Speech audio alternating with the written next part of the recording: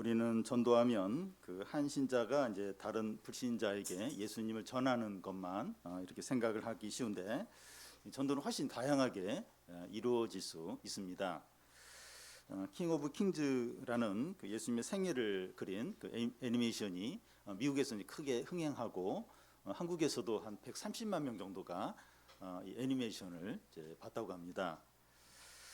킹 오브 킹즈 영화를 만든 이 장성호 감독이 어느 교회에서 간증을 하면서 자기는 이제 그 성격도 이제 내성적이고 소극적에서 전도를 한 적이 없었는데, 그 예수님의 이야기를 다루는 이 애니메이션이 전도로 사용이 될 것 같아서 참 기쁘다는 이야기를 했습니다. 이와 같이 전도는 다양한 방식을 통해서 이루어질 수 있는 겁니다. 그렇지만 이제 우리는 이제 전도하면 신자가 불신자에게 이제 복음을 전하거나 교회로 데려오는 것을 이제 말합니다. 이 시간에 우리가 다루는 전도는 그 1대1 전도를 이제 우리가 거기에 맞춰서 이제 전도를 이렇게 한번 생각을 이제 해 보겠습니다. 우리가 전도하면 이제 부정적인 생각이 먼저 들 수가 있어요. 이 전도에 대한 어떤 오해가 있는가 하면 교인들 숫자를 이제 늘리기 위해서, 또 교회 재정을 이제 충당하기 위해서 이제 전도를 해야 된다. 이런 식으로 이제 전도를 생각을 이제 하기가 쉽습니다. 만약 전도에 대해서 그런 생각을 하게 된다면 전도하는 게 싫어요. 그리고 부담이 될 뿐이죠. 그러면 이 전도는 어떤 것입니까? 이해를 돕기 위해서 한 가지 예를 들겠습니다. 세상에 이런 일이라는 이제 TV 프로에서 이제 본 건데요. 어떤 중년 부인이 그 이찬원이라는 트롯 가수, 또 MC고 또 예능인데, 이 이찬원에 대한 광팬인 그 어떤 중년 부인에 대한 이야기입니다.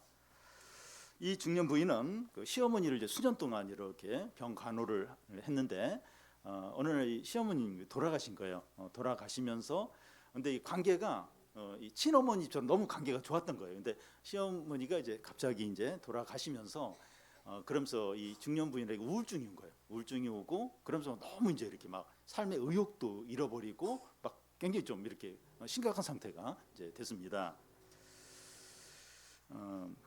그런데 어느 날 그 이찬원 가수가 진또배기라는 그 노래를 불렀는데, 그걸 들으면서 막 너무 이렇게 막 이게 좋아지면서 우울증도 좋아지고 삶에 어떤 활력이 이제 생기기 이제 시작한 겁니다.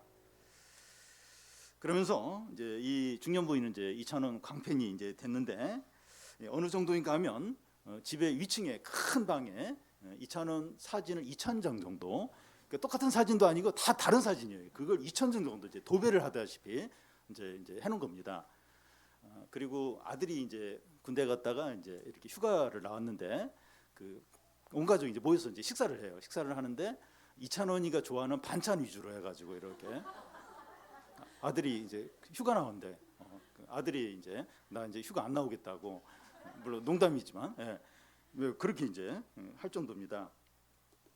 이 부인이 이찬원의 이제 광팬이라는 걸 이제 팬클럽에서 이제 다른 중년 부인들이 알고, 그 이 부인의 집을 성지로 알고 이제 이렇게 오는 거예요. 와가지고 이제 그 이찬원 사진이 도배가 돼 있는 그 방에서 그 중년 부인들하고 같이 이제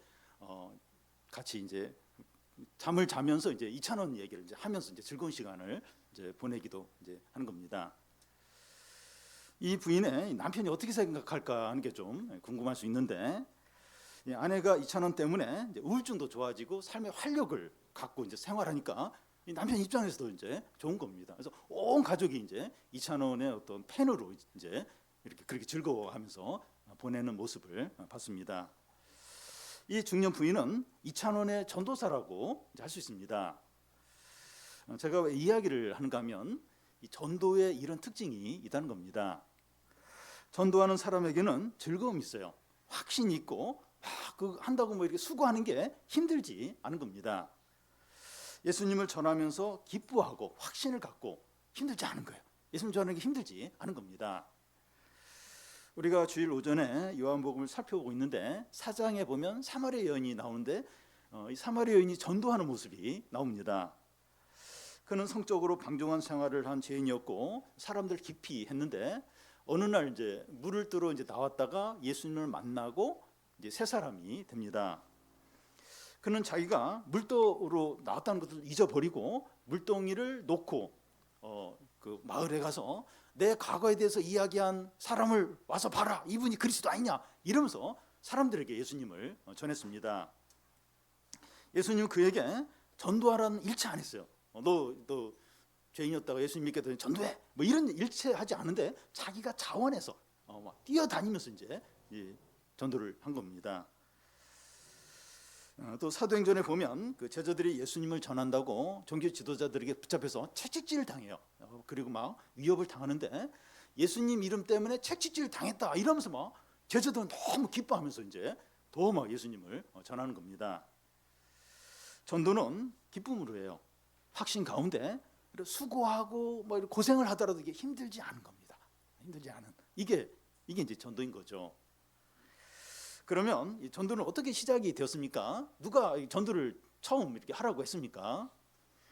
이 복음서 마태, 마가, 누가 복음 그 제일 마지막에 보면 예수님이 죽으시고 부활하시고 이제 승천하시기 전에 이제 이 전도를 명령을 이제 하십니다. 마태복음 28장 19절 20절을 보면 너희는 가서 모든 민족을 제자로 삼아 아버지와 아들과 성령의 이름으로 세례를 베풀고 내가 너희에게 분부한 모든 것을 가르쳐 지키게 하라. 전도는 주님의 명령이죠. 그런데 이 전도하는데 순서가 있고 원리가 있습니다. 사도행전 2장 8절에 보면 오직 성령이 너희에게 임하면 너희가 권능을 받고 예루살렘과 온 유대와 사마리아와 땅끝까지 이르러 내 증인이 되라고 하십니다. 전도는 가서 이제 막 하면 되는 게 아니라 순서가 있어요. 순서가 있고 원리가 있습니다. 성령이 너희에게 임하시면 너희가 권능을 받고 나서 전도하러 가라는 겁니다. 전도는 먼저 위에서 받아야 돼요. 받아야 됩니다. 그것도 넘치게 받아야 됩니다. 이것이 이제 능력으로 나타나는데 능력을 가지고 전도하는 겁니다. 여러분 이게 능력이 있어야 전도를 합니다. 이렇게 그 영업사원이 물건을 팔래도 뭐 능력과 힘이 있어야 이제 막 물건을 이제 PR하게 되는데 이 전도는 더 능력이 있어요. 능력이 있어야 이게 전도를 이제 할 수 있어요. 그러니까 받아야 돼요. 받아야 그것도 넘치게 받아야 전도를 할 수 있습니다. 하나님으로부터 받는 것이 넘쳐서 능력이 나타나는 걸 부흥이라고 합니다. 우리가 이제 부흥이라는 말을 많이 해요. 많이 합니다. 근데 부흥이 어떤 겁니까? 단지 교인들이 많아지고 사람들이 크게 기뻐하는 걸 부흥이라고 말하지 않습니다. 사람이 많이 모이는 건 야구장이나 이제 공연장에 가면 사람들 많이 모여요. 많이 모입니다. 그걸 부흥이라고 하지 않습니다. 또 사람들이 기뻐하는 것을 이제 부흥이라고 한다면 시험에 합격했든지 또 막 그 돈을 많이 벌게 했든지 또 취업을 좋은 직장에 들어갔을 때 기뻐하죠. 근데 이걸 부흥이라고 말하지 않습니다. 이 부흥이란 이 성령이 부어지고 하나님의 능력이 나타나는 겁니다. 전도는 부흥에 이어져서 나타나게 됩니다. 사도행전에서 이걸 자주 볼 수 있는데 몇 곳을 예로 들면 2장에 보면 제자들이 다락방에 모여서 막 기도를 해요. 근데 성령이 막 부어집니다. 그러면서 제자들과 베드로가 나와서 막 이제 복음을 전하게 되는데 베드로가 설교하고 나서 3,000명이 회개하고 예수님을 이제 믿게 됩니다. 성령이 임한 후에 제자들과 베드로가 복음을 전하는 거죠. 성령이 임한 후에 가서 이제 복음을 전하게 됩니다. 또 사도행전 4장 31절에 보면 빌기를 다음에 모인 곳이 진동하더니 무리가 다 성령이 충만하여 담대히 하나님의 말씀을 전하니라. 성도들이 함께 모여서 기도하는데 성령이 막 부어지는 거예요. 성령이 모인 사람들에게 부어지자 그들이 나가서 담대히 하나님의 말씀을 전했다고 되어 있습니다. 우리가 이 교회 부흥을 구하는 이유는 교인들이 많아지도록, 우리 교회 교인들이 너무 적은데 우리 부흥을 위해서 기도하자. 교인들이 많아지도록 하기 위해서가 아닙니다. 진짜 교인들이 많아지는 게 중요하다면 얼마든지 그럴 수 있어요. 얼마든지. 근데 그게 부흥이 아니에요. 그걸 위해서 부흥을 구하는 게 아닙니다. 성령이 부어지고 하나님의 능력이 나타나도록 하기 위해서죠. 그러면 지금까지 우리 교회 부흥이 나타나지 않은 겁니까? 그렇지 않죠.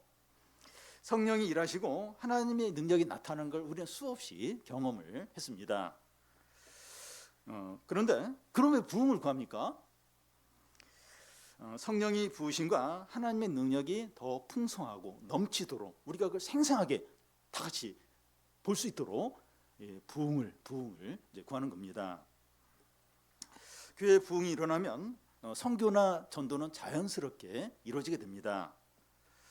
선교사로 가겠다고 자원하는 그 사람이나 목회하겠다는 청년들이 크게 늘어나게 돼요. 30년 전만 해도 신학교를 가겠다는 청년들이 많았어요. 그래서 목회자들이 이렇게 좀 그냥 너는 직장 생활하는 게 좋겠다 이런 권면을 많이 해서 그냥 직장 생활을 하도록 하는 경우가 많은데 10년 전부터는 이게 목회를 하겠다 그래서 신학교 가겠다는 청년이 거의 없어요. 그래서 신학교가 미달입니다. 미달. 제가 신학교 갈 때만 해도 경쟁률이 셌어요. 센데 지금은 미달이에요. 그냥 원서만 내면 다 합격할 정도로 신학교를 목회를 하려고 하지 않습니다.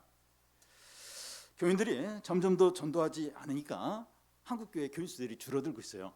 그리고 문을 닫는 교회들이 많이 늘어나고 있습니다. 그러니까 우리가 지금 교회 이전을 알아보잖아요. 그러니까 교회 매물로 나와 있는 데가 많이 있어요. 그러니까 교회가 이제 문을 많이 닫는 겁니다. 교회적으로 영적인 부흥이 일어나야 전도가 활성화가 됩니다. 부흥은 하나님이 하시고 전도는 사람이 한다고 할 수가 있어요. 여러분 전도하라 이런 얘기를 하는데 부흥하라 이런 얘기는 안 해요. 그러니까 전도는 사람이 하는 거, 부흥은 하나님이 하는 거. 물론 이제 전도도 본질적으로 보면 이제 하나님이 하시는 거죠. 근데 부흥하라 이런 얘기 안 해요. 전도하라는 이야기를 하지만 그래서 전도는 이제 사람이 우리가 해야 되는 일입니다. 하나님께서 이 교회 영적인 부흥을 주실 때 사람들은 시키지 않아도 전도를 하게 됩니다. 그래서 우리는 영적 부흥을 간절히 구하는 거예요. 그러니까 물론 전도도 중요하지만 우리가 더 간절히 구해야 될 건 영적인 부흥입니다. 그러니까 하나님이 성령을 부어주시고 하나님의 능력으로 함께 하시고 그래서 우리가 생생하게 막 하나님을 경험하고 그게 너무나 필요해요. 그러면 안 시켜도 막 이야기를 하는 거예요. 이야기를 막 예수님 얘기를 사람들에게 하게 되는 그게 이제 자연스럽게 전도가 이제 되는 거죠. 그런데 여기서 의문이 생기는데 하나님이 교회 부흥을 주시기 전까지는 전도하지 않아도 됩니까? 우리가 신앙생활을 하다 보면 수련회나 캠프나 사경에서 특별히 이제 은혜가 임하는 것을 경험을 이제 하게 됩니다. 그런데 대부분의 신앙생활을 하는 날들은 평범해요. 그러면 이런 평범한 날 동안에는 전도하지 않아도 됩니까? 그렇지 않죠. 성경에 보면 전도에 대해서 적극적으로 아주 기묘하게 요구를 하라고 말씀합니다. 바울은 디모데에게 너는 때를 얻든지 못 얻든지 전도하라고 말씀을 전하라고 그렇게 말하고 로마서에서 바울은 자기가 빚진 자라고 하면서 복음을 전할 강한 의무가 있다고 말하고 예레미야는 자기가 하나님의 말씀을 전하지 않으면 속에서 불이 나서 견딜 수 없다고. 그러니까 막 하나님 말씀 전하면 그렇게 막 박해를 받는 거죠. 막 말씀을 안 전하려고 했는데 말씀을 안 전하면 속에서 막 불이 나서 도저히 말씀을 전하지 않고서는 견디지 못하겠다 이런 고백을 합니다. 전도는 그리스도인이면 다 이제 해야 하고 할 수 있습니다. 교회 영적인 부흥이 일어났을 때는 전도가 쉬울 수 있지만 평범한 교회 생활 가운데서는 전도를 하려고 하면 개인적인 어떤 준비가 필요하고 의지가 필요합니다. 예를 들어서 이제 유스케빈 캠프를 1년에 2번 이제 하는데 우리 교회에 큰 부흥이 일어나서 청소년 캠프 하자 이렇게 해서 캠프를 하는 게 이제 아닙니다. 평범한 교회 생활을 하지만 우리 청소년들에게 복음을 전해야 되지 않을까 이래서 이제 캠프를 이제 하는 거죠. 캠프 교사를 하기 원하는 분들은 이번 캠프에 갈까 말까 고민하고 기도하다가 이제 결정을 하게 됩니다. 교사 모임에 참석하면서도 자기가 영성이 좋지 않다는 것을 느끼면서 이 캠프에 가야 되나 말아야 되나 막 고민하고 기도하면서 이제 그렇게 가는 경우가 많습니다. 그러니까 막 교회 큰 부흥이 임하고 또 막 너무 은혜가 많아서 막 당연히 가야 되지 꼭 그래서가 아니라 그래도 좀 이렇게 복음을 전해야 되지 않을까? 또 섬겨야 되지 않을까? 이러면서 이제 가는 경우가 훨씬 많다는 겁니다. 그럴 때 참 부족하고 좀 약하고 내가 가면 꼭 방해가 될 것 같고 그렇더라도 기도하면서 도움을 구하면서 이렇게 섬기러 갔을 때 그때 큰 은혜가 임하고 청소년 열매들, 영혼의 열매들을 거두는 경우가 너무나도 많습니다. 전도에는 개인적인 준비가 필요합니다. 영혼을 사랑하는 마음이 필요해요. 그리고 담대함이 있어야 되고 그리스도를 닮는 삶이 있어야 하고 전할 말을 준비해야 됩니다. 이 어떤 말을 어떤 식으로 전할까 하는 것은 다음 주에 우리 전도 세미나에서 문 목사님이 그 부분을 좀 잘 이렇게 말씀해 줄 겁니다. 이 시간에는 그 전도 대상에 따른 전도 방법을 간단히 살펴보겠습니다. 전도의 내용은 변하면 안 되지만 전도 방법은 시대에 따라서 달라져야 됩니다. 수년 전에 서울 지하철 공사에서 이 지하철 안에서 없어져야 될 모습이 뭔가 설문조사를 한 적이 있는데 1위가 종교 전도이고 2위가 술객, 술 취한 어떤 손님들이었다고 합니다. 전도하는 사람이 술에 취한 취객보다도 더 혐오스러운 존재로 여겨진다는 겁니다. 우리 교회 앞 도로에 일주일에 한두 번씩 방송 촬영하면서 주 예수를 믿으라, 불신지옥, 예수 천국 이러면서 그런 틀로 이제 막 전도를 하는데 제가 듣기에도 좀 부담스러워요. 그 믿지 않는 사람들이 얼마나 저걸 소음 공해로 여기지 않을까 그런 생각이 이제 들었습니다. 3, 40년 전에는 이런 전도 방법이 통했지만 이제 지금 이제 변화될 필요가 있다고 생각됩니다. 시대에 잘 맞지 않는 전도 방법 때문에 전도의 내용까지 무시당할 수 있다는 거예요. 이 전도에 대한 새로운 패러다임이 필요한데 그 중에 하나가 섬김을 통한 전도입니다. 섬기는 우리의 삶을 통해서 이제 전도를 하는 거죠. 이 말만 한 건 안 돼요. 행동으로 나타내는 겁니다. 그러니까 이 기독교에 대해서 교회에 대해서 비판하는 사람들이 이 예수쟁이는 말만 하고 행동은 없다. 그 직장에서 보니까 우리 예수쟁이 있는데 말만 하고 뭐 이렇게 행동은 없다. 그러니까 이게 이 말과 행동이 같이 이렇게 하는 게 너무나도 이제 필요합니다. 예수님은 내가 온 것은 섬김을 받기 위해서가 아니라 섬기러 왔다고 하면서 제자들의 발을 씻겼어요. 그래서 너희들도 서로 그렇게 하라고 했습니다. 그러니까 말만 하지 말고 실제로 섬기게 한다는 거죠. 이게 전도라는 거죠. 우리가 전도할 이 대상은 다양하지만 이 기본적인 원리는 섬기는 자세로 해야 됩니다. 섬기는 자세로 이제 해야 됩니다. 이 시간 살펴볼 전도 대상자로는 무신론자, 또 교회를 떠난 사람, 이단에 빠진 사람들, 타 종교인들, 이 가족들, 믿지 않는 가족들을 어떻게 전도할까 하는 것을 이렇게 좀 살펴보겠습니다. 이 첫 번째는 이 무신론자를 어떻게 전도해야 할까 하는 겁니다. 기독교 안티가 가장 이제 기독교 안티가 된 이유, 가장 큰 이유를 순서대로 이렇게 좀 이렇게 설문조사한 걸 보면 1위가 기독교의 배타성이고 2위가 교계의 어떤 부조리, 또 3위가 지도층의 타락, 4위가 헌금 강요, 5위가 교회 세습 이런 것들이었습니다.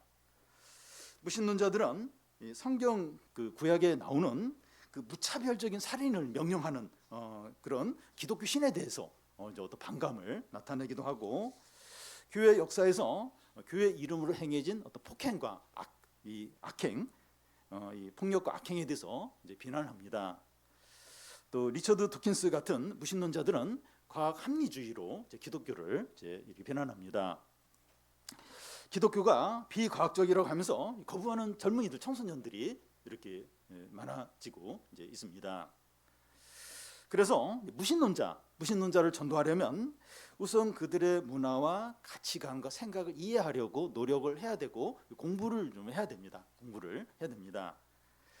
무신론자를 포함한 이 현대인들이 겪는 수많은 문제를 이 복음과 성경으로 적절한 대안을 이렇게 마련해 보고 또 복음이 실제 삶 가운데서 살아 있다는 것을 보여줄 필요가 있습니다. 그들 입장에서 이렇게 복음이 참 실제적이고 현실 문제에 대해서 이런 어떤 그런 대책을 가지고 있다, 이런 걸 좀 이렇게 제시할 필요가 있습니다.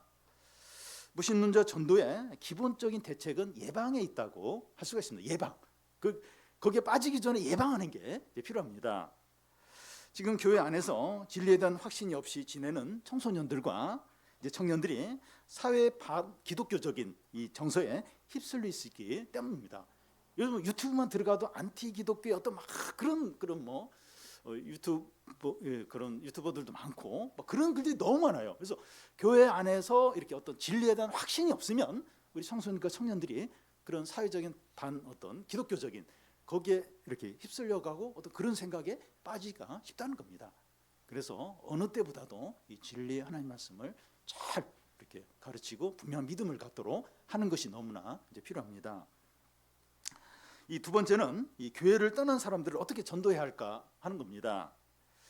왜 사람들이 교회에 실망하고 떠났습니까? 가장 큰 이유는 교회나 이 교회 지도자들이 상식적으로 이해 안 되는 사회적인 무리를 자주 일으키기 때문이고, 목회자나 중직자들에게 상처를 받았기 때문이라고 합니다. 그러면 이 교회를 떠난 사람들이 다시 이제 돌아오도록 하려면 어떻게 합니까? 이 소극적인 대책으로는 상처받은 사람과 논쟁하지 말라는 겁니다. 우선 대화를 시작했으면 절대 논쟁하지 말라는 거예요. 교회를 대변하지 말고 인정할 것을 인정하면서 이야기를 나누라는 겁니다.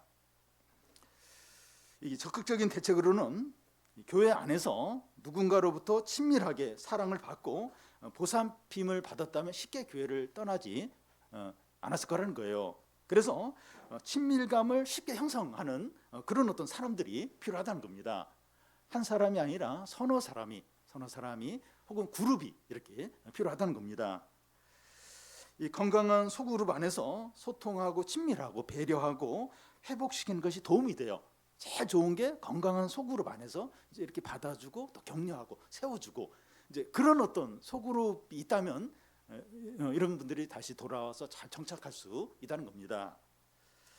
세 번째는 이단에 빠진 사람들을 어떻게 도와야 하느냐 하는 겁니다.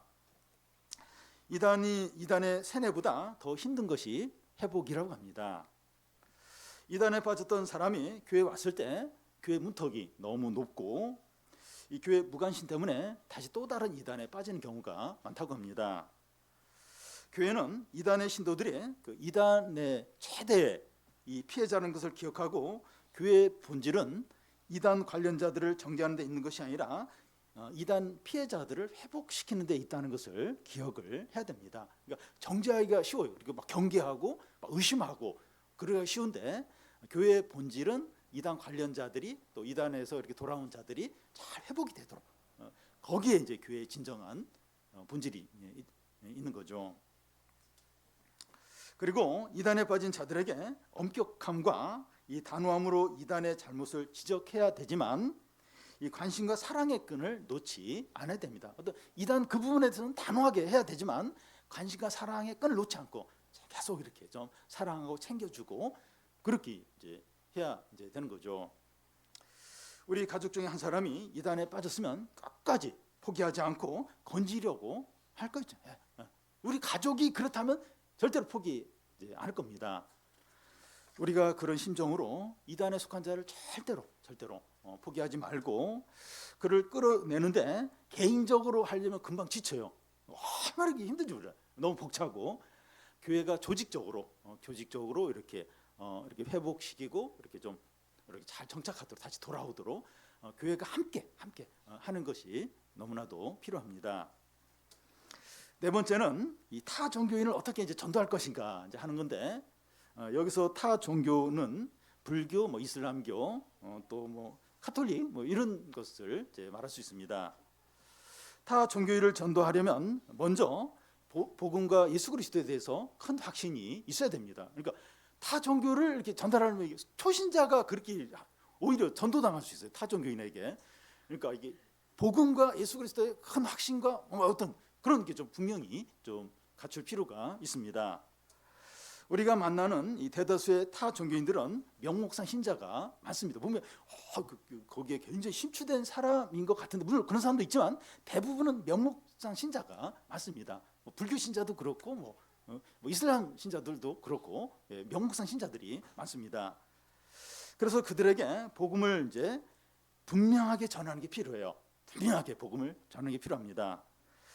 타 종교의 교리를 잘 모르면서 그 종교의 교리를 끄집어내서 논쟁을 벌일 필요가 없습니다. 그런 경우가 있다 그래요. 그러니까 그 타 종교의 어떤 교리를 조금 알아요. 조금 아는데 그거 가지고 막 이렇게 논쟁을 이렇게 하고서 그 종교 이렇게 막 비난하고 하니까 그 타 종교에 있는 사람이 더 이제 그걸 제대로 공부를 하는 거예요. 그래서 막 그 종교에 더 이렇게 깊이 이제 뿌리를 내리는 경우가 있다는 겁니다. 그리고 이 타 종교 안에도 이 부분적으로 진리가 있고 좋은 말이 있는데 인정해 주라는 겁니다. 그럼 다 싸잡아서 막 비난하고 그러려고 하지 말고, 타 종교 안에도 어떤 진리가 있어요. 부분적으로 있어요. 그리고 좋은 말들이 있는 거 그거 인정해 주라는 거예요.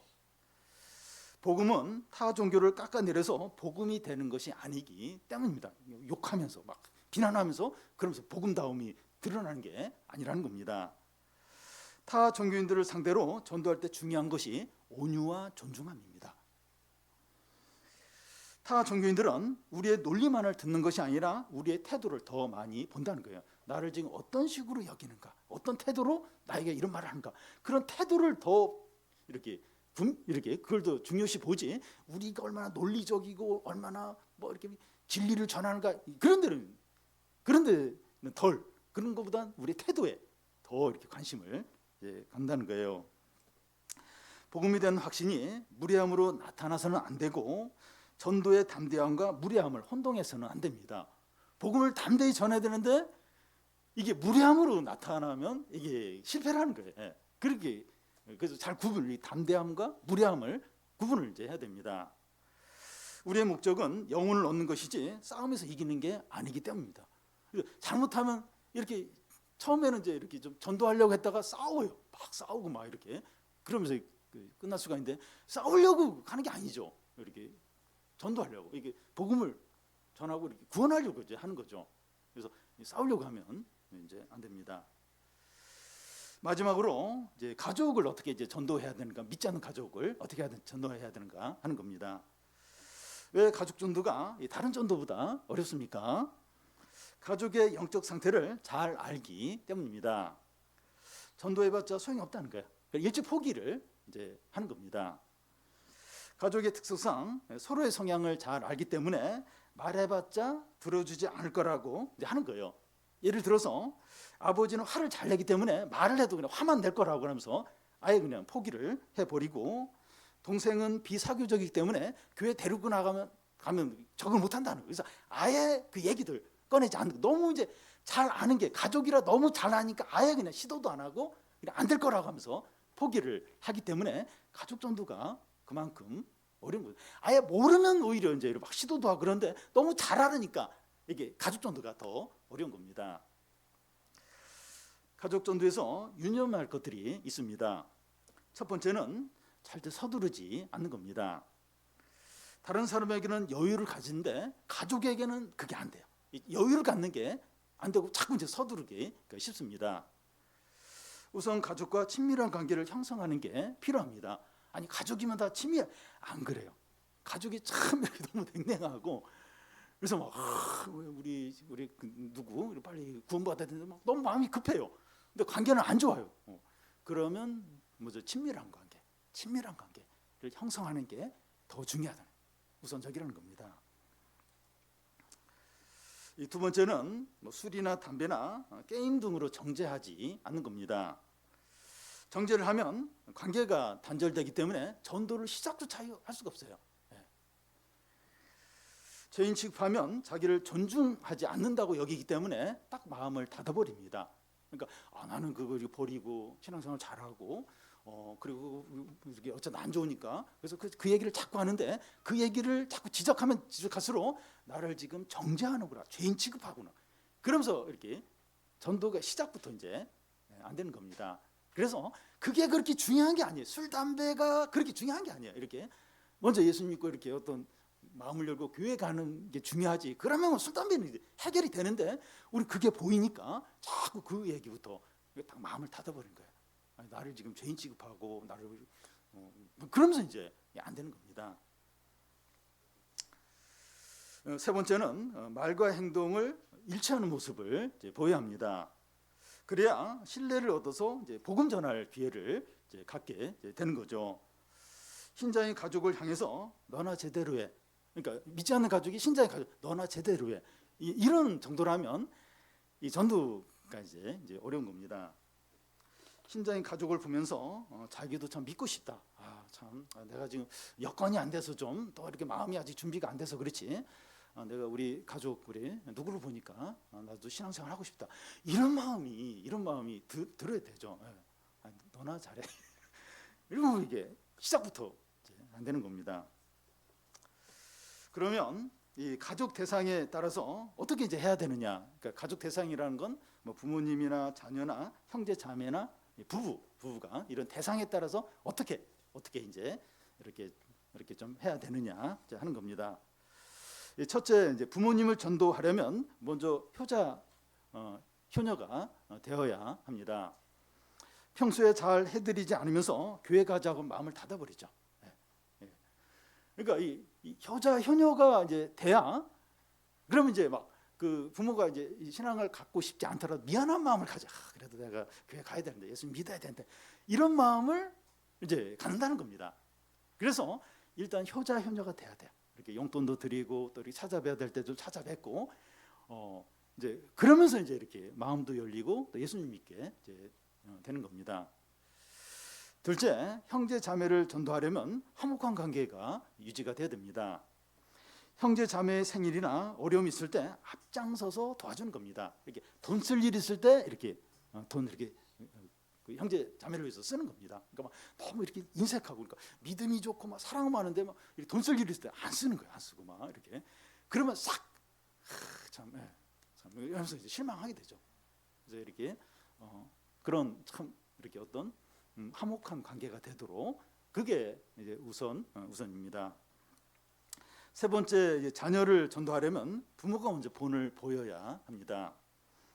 자녀의 눈높이에 맞춰서 대화를 하려고 하고 말과 행동으로 사랑을 나타내야 하는 거죠.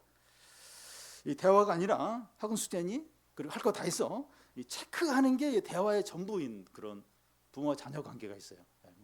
부모님이 신앙이 있고 좋아도 대부분 대화가 체크하는 거예요. 한 거 했는데 그건 이제 대화가 이제 아닌 겁니다. 자녀가 말하지 않아도 부모를 다 파악하고 판단하고 해요. 우리 부모님의 말과 행동이 같은지, 부모님의 신앙이 어떤지 얘기는 일일이 안 해요. 자녀가. 근데 자녀는 다 파악하고 다 알고 있어요. 부모에 대해서, 신앙에 대해서, 믿음에 대해서 다 알고 있습니다. 부모가 신실해야 나중에 자녀가 신앙으로 돌아오게 됩니다. 그러니까 다 봐요. 내가 이렇게 방황하고 지금 교회는 안 나가지만 우리 부모 보니까 참 이렇게 어려운 가운데서도 참 하나님을 신뢰하고 우리 부모님의 삶이 참 이렇게 존경스럽다. 그래서 나중에라도 이렇게 다시 돌아오게 됩니다. 그래서 이렇게 부모 이렇게 해도 뭐 자식이 알아주는 것 같지도 않고 뭐 이게 얘는 뭐 신앙생활도 잘 안 하고 나중에 돌아와요. 돌아옵니다. 네 번째는 이제 배우자를 전도하려면 사랑과 순종을 실천해야 이제 한다는 거예요. 배우자와 가능한 논쟁하지 말고 논쟁이 벌어지면 지는 게 좋다는 겁니다. 근데 반대로 할 때가 많아요. 이 다툼이 생기면 반드시 이겨야 되는 생각으로 막 그렇게 논쟁을 하기가 쉽습니다. 그러니까 이렇게 이제 한쪽이 믿고 한쪽이 안 믿어요. 그래서 어떤 논쟁이 있을 때 지는 게 좋다는 거예요. 이기려고 하지 말라는 겁니다. 배우자의 나쁜 습관을 사람들 앞에서 말하기보다는 좋은 면을 이야기를 이제 하라는 겁니다. 이것도 이제 잘 안 되는 부분인데 시댁이나 친정 식구들이 있을 때 또 자녀 앞에서 남편이 혹은 아내가 실수하거나 잘못한 거 또 단점들을 이야기를 하면 배우자가 사람들 앞에서 모욕을 줬다 그렇게 느끼는 거예요. 그게 사실이라 할지라도 지금 사람들 앞에서 나를 모욕을 주는 걸 아주 불쾌하게 여기고 아주 마음속에 어떤 서운한 마음을 이제 갖게 됩니다. 마음을 닫아버립니다. 그러니까 한쪽이 믿고 한쪽이 안 믿는 부부 관계에서 그러면 이게 이렇게 할 말이 많아요. 이렇게 뭔가 지적하고 그럴 게 많습니다. 그래서 사람들 앞에서 그런 얘기를 하면 딱 마음을 닫아버립니다. 이게 전도를 할 수가 없어요. 네. 그래서 이 좋은 점이나 잘한 것들을 칭찬해 주라는 거예요. 이렇게 보면 생각이 안 나도 자꾸 생각을 해요. 생각을 해서 좋은 점들 그런 것들 이렇게 자꾸 칭찬해 주고 인정해 주라는 겁니다. 그런데 이렇게 하는 것도 뭐 쉽지가 않아요. 서로에 대해서 좋은 마음이 있어야 이제 그런데 그래서 노력을 해서 이렇게 좀 자꾸 칭찬해주고 인정해주고 사람들 앞에서 가족들 앞에서. 네.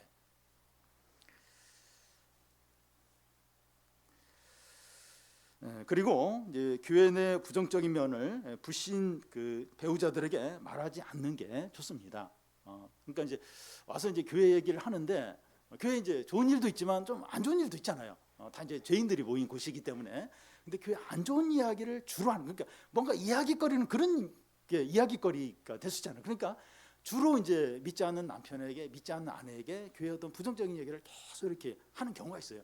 그러면 그 사람은 복음도 듣기 전에 교회는 참 안 좋은 곳이구나, 참 그런 게 다 이제 이렇게 거기에 이제 마음에 새겨지니까 이게 예수 믿기가 너무나 어려운 겁니다. 그리고 이제 자녀들에게도 이제 참 이게 좀 이게 경계가 좀 이렇게 어려울 수 있는데, 이제 부모가 이제 자녀들과 신앙적인 얘기를 이제 하게 되는데 신앙적인 얘기를만 해야 되는데 교회 어떤 이야기를 자녀들에게 다 해주는 거예요. 아직 어린데 신앙이 잘해야 되는데, 그리고 애는 이제 교회가 이런 참 이런 곳이구나 하면서 부정적인 생각을 이제 갖는 겁니다. 그래서 영적인 어떤 신앙적인 어떤 그런 이야기는 해도 되는데 아직 감당이 안 되고 이게 소화가 안 되는 자녀들에게 교회 어떤 부정적인 얘기를 하고 막 가지고 그러면 애는 그게 전부인 거예요. 이게 판단이 안 되는 거예요. 그래서 그런 부분에 이렇게 우리가 분별력을 갖고 뭘 이렇게 숨기고 막 감추고 어떤 그런 차원이 아니라 지혜롭게 이런 부분을 하는 게 이제 필요합니다. 교회 일로 이 배우자와 가족들을 이제 소홀히 하게 되면 이 부신 가족들이 교회와 더 멀어지게 됩니다. 신자는 교회뿐만 아니라 이 부신 가족을 돌보는 일에 열심을 내야 됩니다. 그러니까 믿음이 약하거나 믿음이 없는 사람들은 결국 이제 신앙에 대해서, 기독교는 하나님에 대해서 일반적인 이렇게 자기가 이렇게 느끼는 보이는 그걸로 판단하게 돼요. 그래서 집안일이나 또 이렇게 해야 될 일 그런 걸 이제 성실하게 좀 잘 채워주고 그게 좀 필요합니다. 결론적으로 이제 가족 전도는 믿는 자들이 본을 보이고 인내하고 충분히 기도하면 성공합니다. 늦게라도 이제 성공합니다. 한 영혼을 하나님께 이끌어서 구원받게 하는 일은 인간이 할 수 있는 가장 위대하고 가치 있는 일입니다. 예수님이 하시는 일을 대신 이제 하는 것인데 최고로 이제 귀한 일이죠. 내가 이 자리에 앉아 있는 것도, 또 예수님을 믿게 된 것도 누군가 나를 전도했기 때문입니다. 그냥 이렇게 된 게 아니고 누군가 나를 전도했기 때문에 내가 이 자리에 있고 예수님을 믿게 된 거죠. 우리가 태어나서 한 영혼이 구원받을 수 있도록 도와줬다면 그가 다른 아무 일을 하지 않더라도 충분한 가치 있는 삶을 살았다고 할 수 있습니다. 왜냐하면 한 영혼이 온 천하보다 귀하기 때문에 한 영혼을 구원하도록 하나님께 가도록 이끌었다면 천하를 구한 것만큼 너무나 가치 있고 큰 일을 한 것입니다. 이 다니엘서에 보면 한 영혼을 옳은 길로 이끈 자는 밤하늘에 빛나는 별처럼 영원히 빛나리라 이렇게 합니다. 아침 안개와 같이 금방 사라지고 풀의 꽃처럼 곧 떨어지는 인생이지만 기쁨과 확신과 열정으로 예수 이름을 전해서 영원한 축복에 참여하는 자들이 다 되시기 바랍니다.